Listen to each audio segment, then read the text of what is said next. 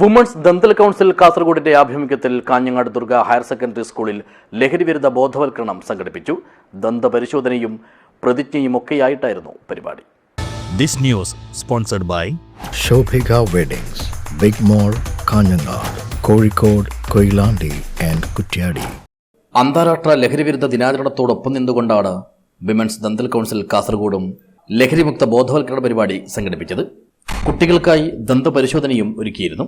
Kanhangad Durga higher secondary സ്കൂളിൽ സംഘടിപ്പിച്ച പരിപാടി കാസർഗോഡ് റെയിൽവേ പോലീസ് സ്റ്റേഷനിലെ assistant sub inspector CK Mahesh ഉദ്ഘാടനം ചെയ്ത് ബോധവൽക്കരണ ക്ലാസ് എടുത്തു.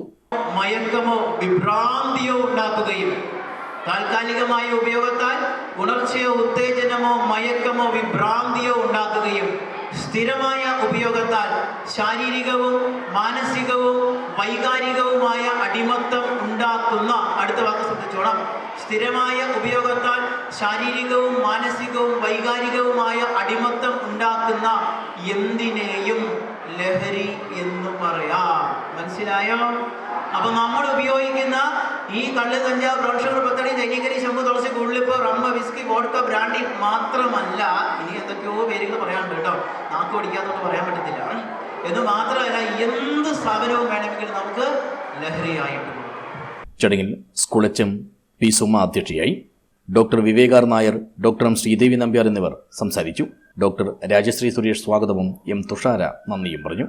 പരിപാടിയുടെ ഭാഗമായി വിദ്യാർത്ഥികൾ ലഹരിവിരുദ്ധ പ്രതിജ്ഞയും എടുത്തു. News bureau, Kanhangad.